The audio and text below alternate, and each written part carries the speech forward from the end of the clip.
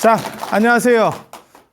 불완전한 인간에서 완전성으로 가신 부처님의 위대한 발자취를 따라가는 붓다로드 붓다술래 시간에 오신 것을 환영합니다. 오늘 드릴 말씀은 녹야원에서의 오비구를 이제 교화하시고 나서 그때 교화하신 게 이제 중도라는 거 먼저 말씀하시고 그 다음에 사성제 8정도로 세 번에 걸쳐서 시, 권, 증 이렇게 해서 드러내 보이시고 그 다음에 권하시고 그 다음에 증득하게 하시는, 그래서 그렇게 해서 오비구의 깨달음을 얻게 하고 그 다음 장으로 이제 나타나는 게 바라나시에서의 교화입니다. 그때 이제 나타나는 게 야사라고 하는 분, 그러니까 바라나시라고 하는 큰 도시국가가 있었고 그 옆에 이제 한 구석탱이쯤에 이제 녹야원이라고 하는 그런 지역이 있는 거예요. 그러니까 서울로 말하면 어떻게 보면 서울이라고 하는 큰 도시가 있고 그 다음에 그 외곽 쪽에 바라나시라고 하는, 그러니까 녹야원이라고 하는 사르나트 녹야원이라고 하는 그런 종교 수행자들이 좀 모이는 그런 데가 존재한다라고 보시면 되겠습니다. 그래서 작은 데에서 이제 단초를 보고 이제 되겠다. 내 방식이 이 표준화의 문제라고 하는 게 쉽지가 않거든요. 그러니까 저도 제가 그런 걸 해요. 제가 다니는 것도 별로 안 좋아하고 원래 성격이 다니는 거 별로 안 좋아하고 그리고 1대1로 만나는 것보다 다수를 만나는 걸 편해하고 1대1로 만나면 괜히 뻘쭘해지고 이런 게 있어요. 이런 게 그런데 제가 답사는 제가 다니는 건 싫어해도 공부를 하다 보면 가보고 싶은 욕망이 막 생겨요. 제가 다른 사람과 제 가장 큰 차이점 중에 하나는 제가 많이 다니고 책을 많이 보면서 그게 이제 그래서 제가 그 얘기 하잖아요. 동기창의 화환에 나오는 동만권서 행만리로, 나 그 말 참 좋아한다. 만권의 책을 읽고 만리를 여행해라. 그게 이제 배경 지식으로서 기본적인 것들을 다 깔고 답사를 해가지고 그것을 확인하고 어쩌고 하고 그걸 이제 미술 문화까지 기본적으로 다 알면 자기는 똑같이 눈으로 봐도 나는 여기에 폐허만 있는 게 아니라 황룡사에 똑같이 가더라도 누구는 허 벌판만 있고 누구는 거기에 집이 있다니까. 그게 보인다니까. 여기에 탑이 아마 이렇게 있었을 거야. 이게 그래서 저 같은 경우가 어떻게 보면 내비게이션 상에 나오는 것처럼 약간 그게 중첩돼서 보이는 거죠. 현실과 가상이 중첩돼서 보이죠. 그래서 저한테 사람들이 말할 때 어떤 얘기 하냐면 저놈은 꼭 본 것처럼 말한다 라고 말하는데 배경 지식이 많으면 본 것처럼 어떻게 보면 기억이 돼요. 제가 그거를 뭐라고 얘기하냐면 우리가 흥부전이나 춘향전 듣거나 볼 때 훨씬 입체적으로 머릿속에 각인이 되거든요. 그런 것과 비슷하다. 근데 일본 소설을 읽든지 뭐 유럽 거를 보든지 해도 그게 잘 안 돼요, 사실. 제가 겐지 모노가타리나 뭐 이런 거 볼 때도 얘네는 왜 이렇게 살지? 자꾸 이런 생각밖에 안 들지 막 머릿속으로 감정이입이 되고 막 치밀하게 뭐가 되느냐? 잘 안 됩니다. 잘 안 됩니다. 그게 배경문화에 대한 이해도가 떨어져서 그래요. 배경문화에 대한 이해도가 높으면, 그러니까 여러분도 마찬가지예요. 조선시대 때 이야기를 보면 훨씬 많은 부분을 우리가 감정이입을 할 수 있고 상황들을 이해할 수 있는 데 반해서 삼국시대 얘기하잖아요. 잘 못 알아듣습니다. 그럴 수밖에 없는 게 배경이 달라. 너무 다른 거예요.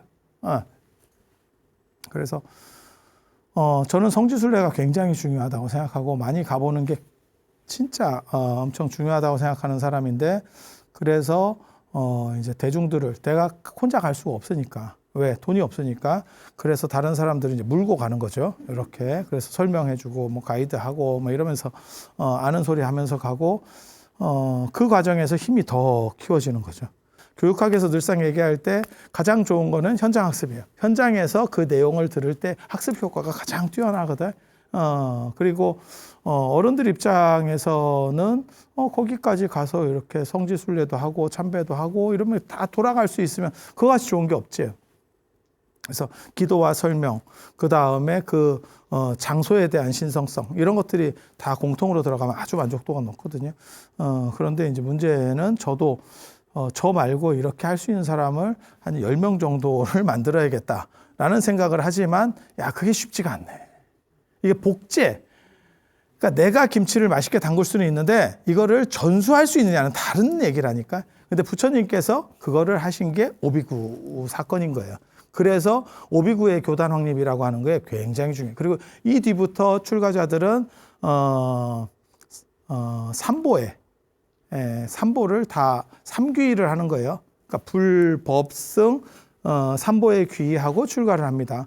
그러니까 오비구는 이귀 출가자예요. 부처님과 가르침에만 귀하지 승려가 없어요. 승이 첫 승이라고 하는 게 스님이라는 뜻이 아니고 떼거리라는 뜻이거든요. 승가 집단이라는 뜻이니까. 그래서 그게 교진여잖아. 그리고 오비구가 차례차례 깨달음을 얻어서 교진여를 순서로 해서 탁탁탁 터져간 거지. 이거 무지하게 대단한 겁니다. 5명 중에 1명만 돼도 대단한데 5명이 다 됐다는 거는 완전 보편성을 얻었다는 거예요. 그러니까 내가 신약을 발견했는데 감기 걸린 사람 5명 중에 4명만 나서도 약이야. 괜찮은 약이야. 1명만 나서도 효과는 있는 거라니까. 근데 5명이 올로 다 이 약을 먹으면 이 감기가 나서요. 대박이지. 그래서 이게 엄청난 실험이었었어요. 그게 초전법륜의 어떻게 보면 내용이에요. 그러니까 외도들을 뭐 항복하고 더 한 단계 높은 불교, 너네들이 생각하는 것보다 초격차를 벌리는 아주 대단한 어떠한 이 위대성, 이것도 중요하지만 모든 사람에게 동일 방법으로 전도를 했을 때, 전도가 불교 용어예요. 도를 전했을 때 그 사람들이 다 일정 수준의 깨달음을 얻을 수, 야, 이건 대박이에요. 그래서 부처님께서 자신감을 얻으시고 바라나시의 약간 촌동네인 녹야원에서 사르나트에 사셨다가 이제 본토로 나가겠다라고 하면서 이제 출정하는 거죠. 그래서 바라나시로 딱 나가게 되는. 바라나시는 굉장히 큰 도시였습니다. 지금도 대단한 도시고 전 세계에서 가장 큰, 가장 오래된 도시 중에 하나고, 그렇지만 그 얘기는 바꿔 말하면 가장 거지 같은 도시라고 하는 거거든요. 왜냐하면 전통이 오래됐다라고 하는 것은 불편하고 복잡하고 지저분하다라는 뜻과 결부되는 거예요. 그렇게. 우리도 마찬가지지. 구도심 쪽은 뭐 대도시, 우리도 뭐 오래된 도시 중에서 구도심 쪽은 다 별로 좋지 않아요. 그런 거랑 비슷하다고 보시면 됩니다. 그래서 바라강과 나시강, 와시강 이렇게 해서 두 강에 이렇게 얽히고 있어서 바라나시 뭐 이렇게 하는 거고, 거기에 불교식으로는 카시국입니다. 동아시아에서 말하는 카시. 바라나시를 카시라고 해요. 거기에 누가 있었냐면, 여기 이제 바라나시를 흐르는 겐지스강, 요 가트라고 해서 계단 연못 이렇게 있는 거고, 자, 이 바라나시에 부처님께서 딱 나가셨는데 혼자 딱 나가신 거예요. 딱 계시는데 별거 없죠. 누가 뭐 하면 바로 알아주느냐? 그런 거 아닙니다. 인생은 그런 게 아닙니다. 그때 야사라고 하는 아주 돈 많은 집 애가 있었대. 돈 많은 집 애가. 그러니까 아버지가 부자지. 그 이야기 딱 보면 어때요? 부럽죠. 부럽죠. 젊고 애가 머리가 괜찮아. 그리고 인도 사람들의 가장 큰 특징, 이런 돈 많은 집 애들은 새벽에 일어납니다. 새벽에 일어나서 걷습니다. 산책하는 또 문화가 있거든요. 인도 문화예요. 왜? 낮잠을 자기 때문에. 더우니까 낮에 잠을 자고 잘 안 일어나니까. 아니, 요번에 제가 인도 얼마 전에 갔는데 지금 인도 겨울이거든요. 그런데도 아침 기온이 한 5도 이렇게 5도, 그리고 낮 기온은 거의 한 30도에서 그 이상 올라가요. 그리고 이제 본격적으로 이제 따뜻해지기 시작하면 40도, 50도까지 올라가거든요. 55도까지 올라가요. 그때 뭘 할 수 있어? 돈이 내가 있어. 그런데 기온이 50도야. 뭘 할 수 있어? 그냥 목욕이나 하고 돌 건물을 지어야 돼요. 이게 돌 건물을 지어야 되고, 누각을 짓고 돌 건물을 지어야 돼. 왜? 시원하죠. 시원하죠. 내가 돈이 있으면, 여러분도 그냥 생각을 해봐. 내가 돈이 되게 많은데, 자, 기온이 50도야. 뭘 할 수 있을까? 쉽지 않아. 쉽지 않아. 그래서 그런 데서 목욕이나 하고 이렇게 퍼져가지고 약간 이렇게 그 삼복날 그 땡치리처럼 이렇게 퍼져 있는 거죠. 요즘 개들은 에어컨 밑에 있지만 예전에 우리 개들 봤잖아. 널브러져 있죠. 널브러져 있죠. 이렇게 그렇게 해서 자다가 수면량 초과죠. 그러면 새벽에 일어나. 그리고 그 새벽이 해 뜨기 전이 가장 시원해요. 그냥 상식적으로 생각을 해봐. 한밤보다 그때는 이제 제가 옥탑방에 좀 살아봤는데 이게 해지고 더 더워. 해지고 2차로 때린다. 진짜야. 옥탑방의 문제는 2차가 들어옵니다. 2차 웨이브가 들어오거든. 그게 한 12시까지 가. 그리고 떨어져요. 이해가 되셔요? 그렇게 가. 왜냐면 시멘트가 달궈져서 그래. 달궈져서 그래. 그래서 그렇게 해서 언제가 제일 시원하냐면 해가 뜰 여명쯤 되면. 그래서 그때 인도 사람들이 산책한다는 얘기가 나와요. 너무 어두울 땐 산책이 안 되고 해가 이렇게 어슴풀이 뜨면 좀 보이거든. 그럼 자기 아는 지형이니까 이렇게 산책이 가능한 거예요. 그래서 이렇게 거닐고 그때 뭐 누가 있어 사람도 없고 그러니까 사색적이 돼요. 그냥 생각을 하겠지. 설마 뭐 멍 때리고 걸 수는 없잖아. 인생이 뭔가. 특히 이게 돈 있는 사람들이 삶의 본질에 대해 생각을 많이 해요. 그리고 그런 사람들이 현실적 집착이 상대적으로 적어요. 돈이 많은 사람이. 그리고 그 사람이 인생의 문제를 생각하기가 쉽죠. 그리고 혼자 있다라는 게 굉장히 중요해요. 그래서 제가 전에도 그런 얘기 했었는데 네가 혼자 있는 시간이 얼마나 있느냐. 내가 그런 얘기를 하거든. 그러면 요즘은 다 혼자 아닙니까? 뭐 독방 쓰고. 야, 네가 스마트폰 하거나 뭔가를 계속 하지. 그런 거를 안 하는 네 혼자만이 진짜 있는 시간은 얼마나 되냐. 라고 했을 때 이게 점점 적어요.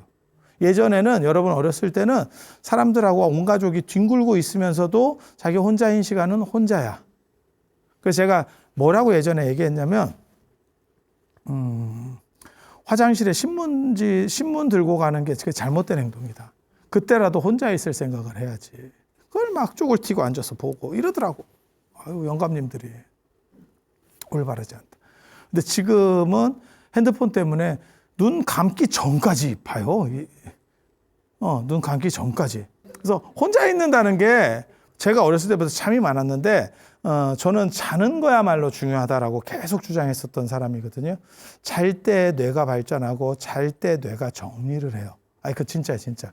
그래서 삶이 발전할 때 잠이 많고 발전기가 끝나면 잠이 사라져요. 그리고 잠잘 때 성장도 하고 다 하는 거예요. 그러니까 에너지가 많으면 잠을 많이 자는 거예요. 그러니까 잠을 줄여서 뭘 해보겠다라고 하는 게 약간 좀 떨어지는 사람들의 사고예요. 자신의 틀이 확장되는 거를 막는 거지. 네. 그래서 잠이야말로 참 중요하다. 라는 생각을 하는데 지금은 잠자는 시간도 오히려 줄어들고 그 다음에 혼자 있는 시간. 잠이 어떻게 보면 내 혼자 있는 시간이거든요. 그런 것처럼 삶에서도 혼자 있는 시간이 있어야 돼요. 근데 그런 환기들이 안 되니까 한번 쏠려가기 시작하면 이게 걷잡을 수 없는 상황이 되는 것 같아요. 그래서 혼자라는 게 굉장히 중요해요. 그래서 사색이다라고 하는 칸트같이 그렇게 대단한 사람도 그 하이델베르그의 철학자의 그 거리 이렇게 가보면 그렇게 매일같이 이렇게 거기를 규칙적으로 걸어 다니면서 생각을 한다는 거잖아요. 언뜻 생각하기에는 그거 걷는 것보다 책 쓰고 하는 게 더 나은 거 아닙니까? 효율이 안 나온다니까 오히려. 그래서 자신을 한 번씩 풀어놓을 수 있는 그런 게 굉장히 중요해요. 자, 그래서 그 야사라고 하는 부고의 아들이 이렇게 싹 새벽에 나가서 걸었대. 근데 저쪽에서 빛이 이렇게 보이더래요. 부처님께서 나무 밑에서 명상을 하시는데 후광이 쫙 또 이렇게 올라오는 거예요. 불타오르는 거예요. 그러니까 새벽에 어스름해가지고 햇빛이 뜨고 있을 때 사색을 하는데 저쪽에 뭐가 보이니까 따라가게 된 거죠. 저거 뭐지? 라면서 가게 돼요. 거기서 부처님을 만납니다. 진짜 이거는 어떻게 보면 아름다운 이야기예요. 부처님을 딱 만나가지고 당신은 누굽니까? 이렇게. 그랬더니 부처님께서 이런저런 얘기를 해줬더니, 야사가, 나는 부처님의 제자가 되고 싶습니다. 이렇게 얘기했다는 거예요. 여기서 기본적으로 설정 하나를 알아두셔야 돼요. 인도에서 출가라고 하는 것은 우리나라 같이 단절이 아니에요. 약간 템플스테이 가는 느낌이라니까. 지금 남방불교에서도 그게 있어요. 그래서 제가 그 부타술래 책에는 그 얘기를 썼어. 저 다음 달에 시집 가요라고 하는 대목이 있거든. 제가 미얀마에 갔었는데 거기는 비구니 교단이 없어요. 남방에는 비구니 교단이 전쟁이나 이런 과정에서 절단났어. 그래서 더 이상 승려가 없어졌기 때문에 그 최소 충족 인원이 안 되면 개를 줄 수가 없어. 그래서 그게 끊어져 버렸거든요. 비구니 승단이 없어. 그런데 거기 이제 대체하는 약간 신도도 아니고 이제 그런 게 있어요. 약간 반출가. 우리식으로 말하면 월정사에서 하는 단기 출가, 뭐 출가학교 이런 것처럼 월정사가 그런 거 본받아서 시작한 거거든. 그런 게 있어. 근데 거기에 여자애가 되게 젊고 애가 이뻐. 어리고 이뻐. 근데 애가 너무너무 밝아 보여요. 표정이. 그래서 너 뭐야? 를 시전을 했습니다. 너 도대체 정체가 뭐니? 그랬더니 나는 출가했는데 나 다음 달에 시집을 가. 그래서 나 너무너무 기분이 좋아. 이렇게. 시집 가기 전에 마지막으로 당신은 출가하고 싶었던 거야. 그래서 출가하고 시집 가는 거야. 그러니까 내 버킷리스트가 출가였는데 시집도 가야 되고, 그러니까 출가야. 그래서 내가 지금 출가하고 지금 석 달 동안 출가하고 나 다음 달에 지금 날 잡혀 있기 때문에 내가 지금 이 출가도 마쳤고 시집도 가. 그러니까 나는 행복해. 이렇게 나오더라고. 그래서 처음에는 그게 굉장히 이상했어. 왜 그러냐면 출가하고 시집이 약간 이렇게 대척점에 있다고 생각을 하는 거거든. 그렇지가 않아요. 그래서 출가가 그런 거예요. 그래서 인도 사람들은 부처님이 이렇게 딱 보면 젊은 사람들이 어떻게 저렇게 쉽게 자기를 출가한다라고 저렇게 결정을 하지? 그러니까 제가 예를 들어서 뭐 큰 절을 하나를 이렇게 맡아갖고 하고 템플스테이나 이런 게 큰 절이 있어. 근데 내가 이런데 뭐 법회에 가서 막 하다가 우리 절 템플스테이가 어떻고요? 이러면 여러분들 중에서 일부 듣던 사람 중에서 나 저기 템플 신청해 볼게요. 나올 수 있는 거야. 왜? 가서 구경해 보고 싶으니까. 저 사람 얘기하는 거 보니까 야 그거 한번 가서 한 2박 3일 있어 보면 참 좋을 것 같아. 아니면 한 일주일 있어 보면 좋을 것 같아. 가능한 얘기잖아. 그런 식으로 접근한다니까. 그러니까 쉽게 결정을 하는 거고, 그런데 문제는 부처님이 물막이 공사를 하지. 이게 통발이었지. 통발에 들어온 물고기는 나갈 수 있다고 생각했지만, 이제 이렇게 되는 거지. 그래서 속퇴율이 줄어드는 거지. 그러니까 매력적이고 계속해서 그 사람들에게 보람을 줄 수 있다면 나가라고 등을 떠밀어도 나가지 않습니다. 그걸 부처님은 해내신 거고, 지금 승단은 그게 잘 안 되는 거예요. 그러니까 출가하면 자꾸 단절시키려고 하고 뭘 끊어내려고 하고. 제가 늘상 하는 얘기 있어. 강한 사람은 개방에 자유롭고 변화에 유연하다. 약한 놈들이 그렇게 단절시키고 개방되는 것으로부터 두려워해요. 왜? 섞이면 질 것 같거든. 그래서 내실을 다지면 흔들리지 않는 거지 그게 막는다고 해결되는 게 아니다. 라는 얘기를 하는 거거든요. 그래서 야사가 제가 출가하겠습니다. 라고 하는 것도 이런 선상에서 이해를 하시면 이해가 쉬워요. 뭐 누구는 뭐 7번까지 출가했다가 돌아올 수 있다라고 하는데 아닙니다. 그냥 무한입니다. 제가 알기로는. 그렇게 할 수 있는 거예요. 그래서 그거에 대해서는 아무 문제가 없고, 그래서 동남아 분들 같은 경우는 일생에 한 번 출가한다 라고 하는 게 있는 거고, 뭐 가능한 거예요. 그리고 저는 출가학교, 제가 이제 출가학교도 하지만 출가학교도 굉장히 괜찮다고 생각해요. 한 번 정도는 그렇게 절에 살아보면 괜찮아. 여성분들은 머리 깎는 것도 아니거든. 남성분들은 강제로 깎고 여성분들은 강제가 아니고 다 깎아야 되고, 동의를 받고 다 깎고, 여성분들은 원하면 깎고 원하지 않으면 안 깎아요. 그리고 한번 깎아보는 것도 재밌어. 깎아보면 내 내 본래 면목이 이랬구나라는 걸 볼 수 있어. 그래서 그렇게 생각하시면 이 야사의 이야기를 이해하기가 쉽고 앞으로도 이 제자들이 왜 출가한다라고 쉽게 결정하는지를 알 수 있어. 그래서 야사가 부처님한테 감명을 받아서 제가 출가해서 제자가 되겠습니다. 그리고 야사가 독자예요, 독자. 그러니까 집안 좋은 애가 독자에다가 들어오면 우리는 아유, 감사하지. 감사하지. 야, 그게 일부라도 이쪽으로 이렇게 오는 거 아니냐? 이런 생각을 딱 할 건데 부처님이 그것은 올바르지 않다. 기다려라를 합니다. 우리도 요즘 많이 하잖아. 기다려. 이렇게.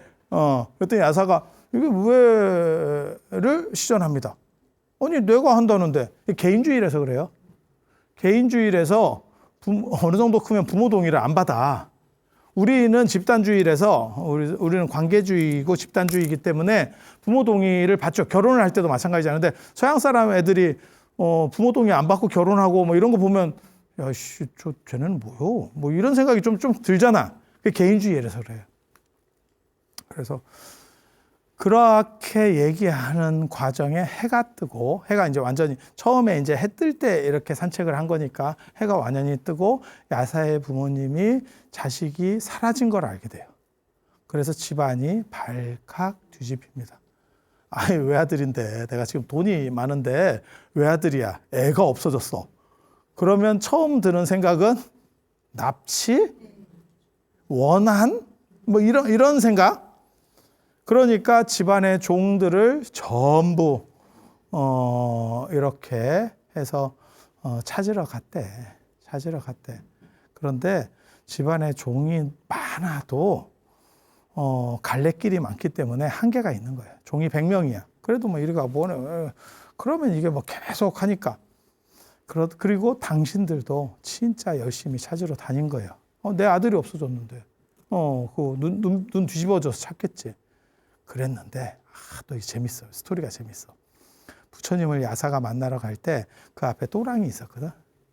지금도 원래 인도 사원이나 이런 데서도 앞에 이렇게 또랑이 있는 경우들이 있어요. 그런 게 발 씻고 건너라는 얘기거든. 그럼 보통 거기서 신발을 벗어요, 사람. 그래서 신발 2개를 놓고 얘가 또랑을 여기서 신발을 벗고 또랑을 건너서 부처님을 만난 거야. 근데 야사 부모가 그 신발을 본 거야. 그래서 애가 우울증인가 또 이게 들어간 거지. 우리 집이 돈이 많은데 야가 어떻게 된 거 아니요? 이제 이 생각이 또 든 거야. 갑자기. 아니 부모 입장에서는 그럴 수 있지. 그러다가 이제 주변을 딱 보니까 저기 어떤 수행자가 저기서 보이더래. 저 사람한테 물어봐. 근데 이 이야기가 진짜 멋있는 게 부처님이 야사야 거기 있어라 라고 하고 딱 말을 하는 순간 부모 눈에는 야사가 안 보여. 되게 재밌어. 읽고 되게 감동적이었거든. 야사가 안 보여. 그래서 그 부모가 막 당황해가지고 와서 여기 이렇게 생긴 애가 혹시 이쪽으로 안 왔습니까? 당신은 언제부터 여기 섰습니까? 내가 지금 우리 아들을 잊어버렸는데 얘가 이쪽으로 안 왔습니까? 당연한 거야.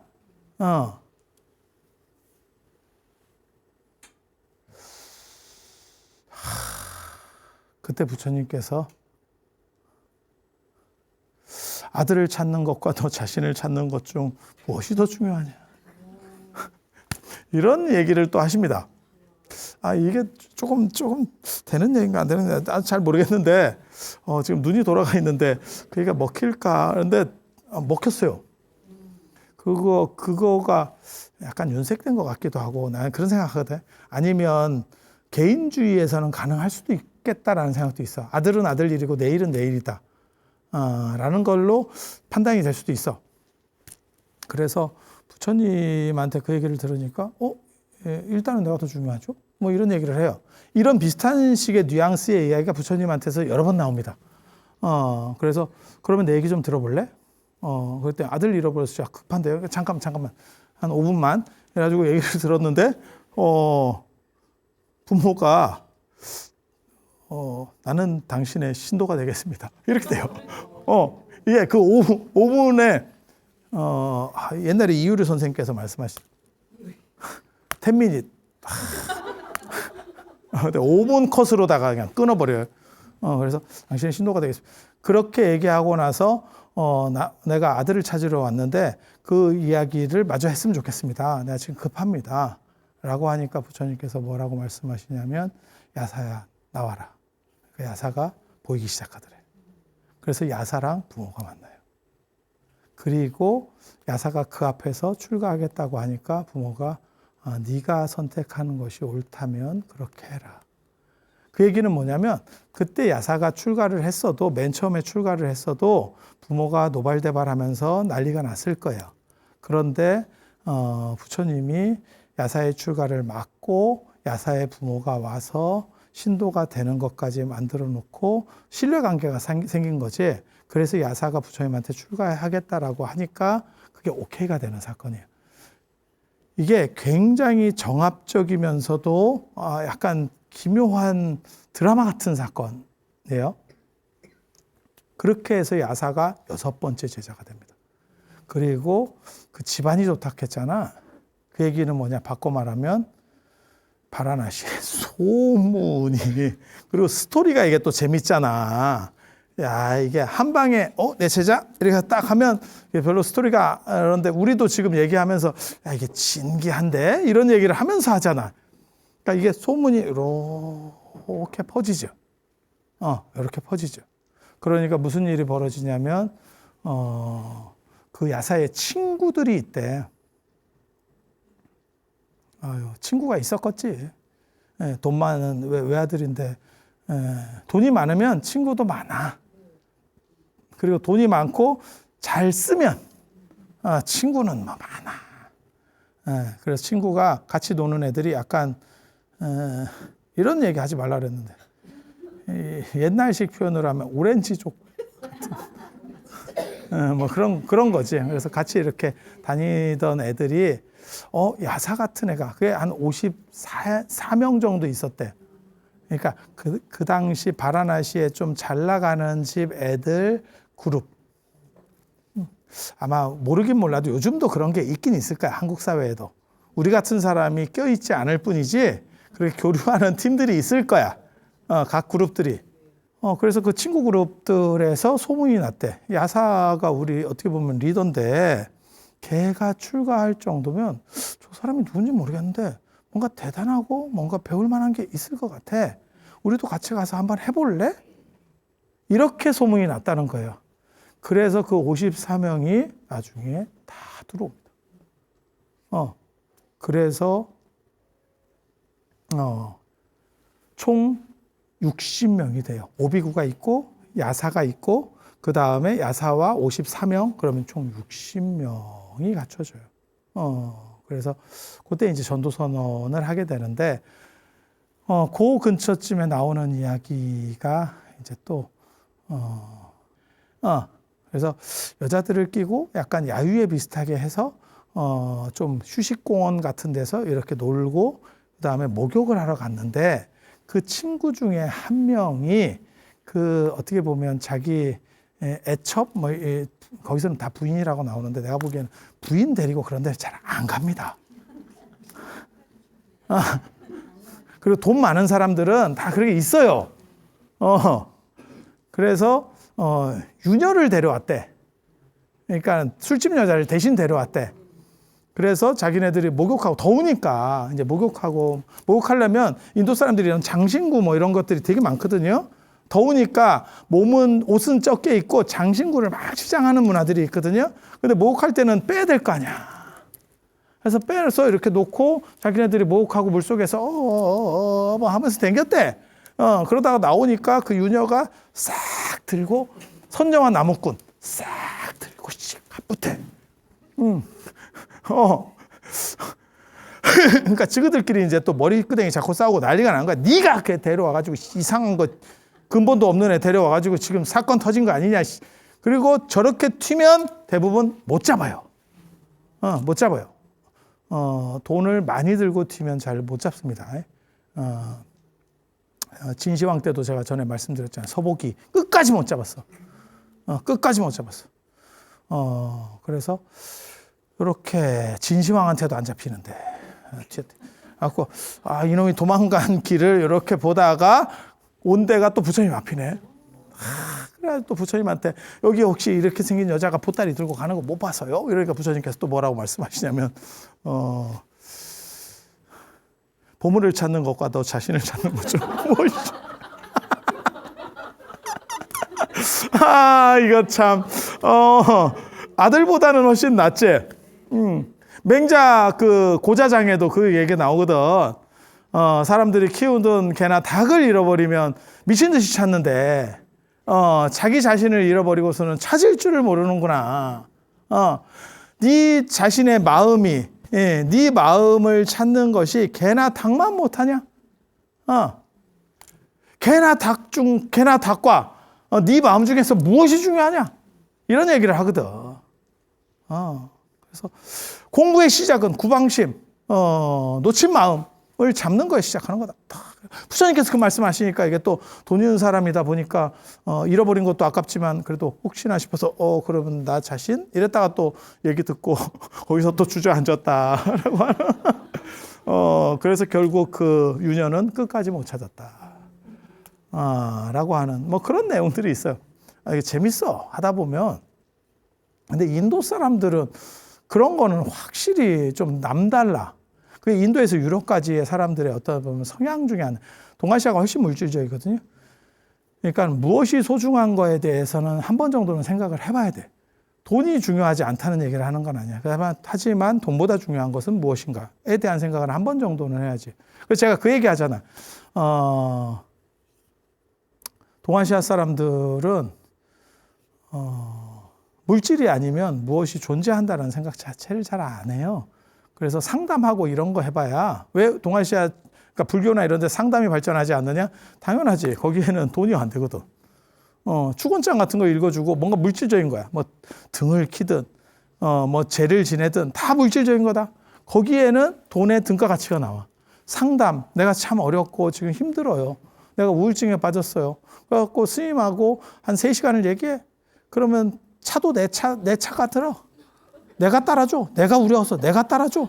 그럼 자기는 마시기만 해. 3시간 걸렸어. 가. 야, 3시간이면 천도제 하나를 한다니까. 그러니까 누가 그걸 들어주고 있겠어. 거기에는 값을 매기지 않아요.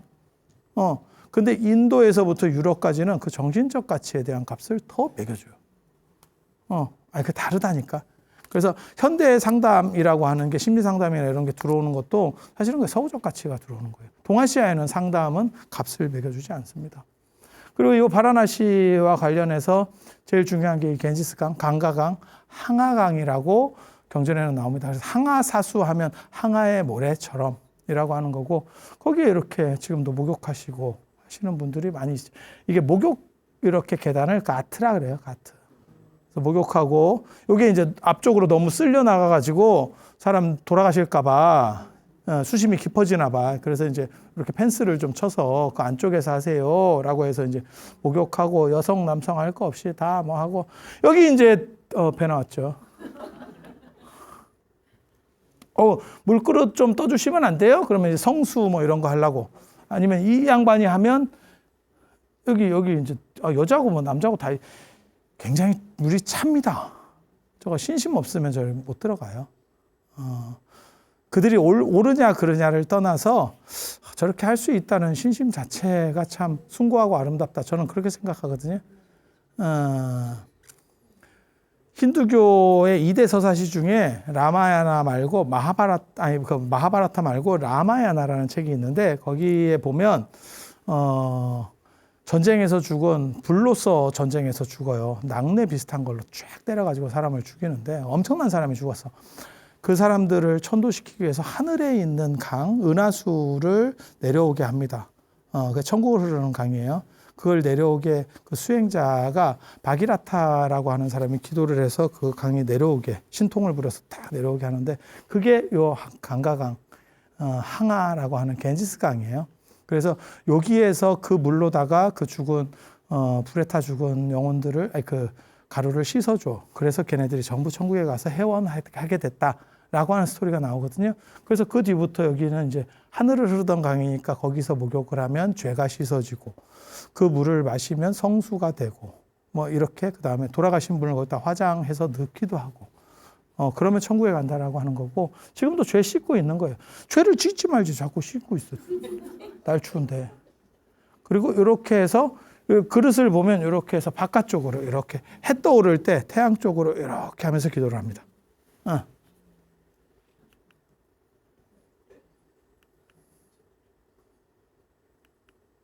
겐지스강의 풍경이에요. 혼란스러운 풍경들 그렇지만 여러 가지가 조화돼서 아름다움을 주는 이게 화장하는 겁니다. 그 옆쪽에 있어요. 화장터 가보면 그 묘한 불쾌감을 주는 게 단백질 타는 냄새예요. 사람 타는 냄새. 뭔지 잘 모르시면 머리카락 태워보면 압니다.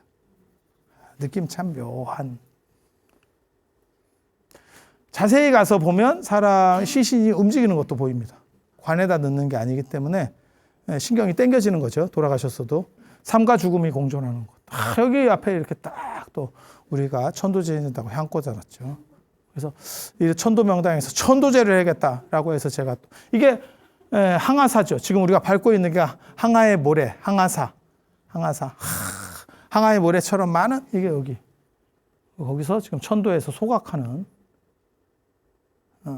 아마 내가 겐지스강에서 천도제 한 사람이 한국 사람으로는 제가 거의 최초일 겁니다. 어떻게 생각했느냐?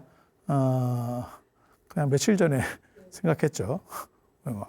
가기 전부터 대규모로 준비한 거 아닙니까? 풍등 준비했죠. 풍등 이거 우리나라에서 갖고 왔죠. 저거 해드리려고. 그래서 모든 분들이 어떻게 보면 가장 천도와 관련돼서는 전 세계적으로 유명한 장소가 저 바라나시 같아요. 그래서 저 겐지스강의 항아사의 모래 속에서 모든 분들을 천도해서 돌아가신 분들에게 행복하고 그 다음에 그것이 후손들에게 복됨으로 다가올 수 있도록 뭐 그런 의식들을 한번 해봤습니다. 이상 마치고요. 다음 시간에는 이제 전도선언 부처님께서 60명의 아라한들 비구들을 대상으로 모든 곳으로 불교를 전파해라라고 전도가 여기서 나온 거고 전도사라는 용어도 다 여기서 나오는 거예요. 그래서 그 전도선언 이야기부터 해드릴 수 있도록 하겠습니다. 자, 들어서 감사합니다.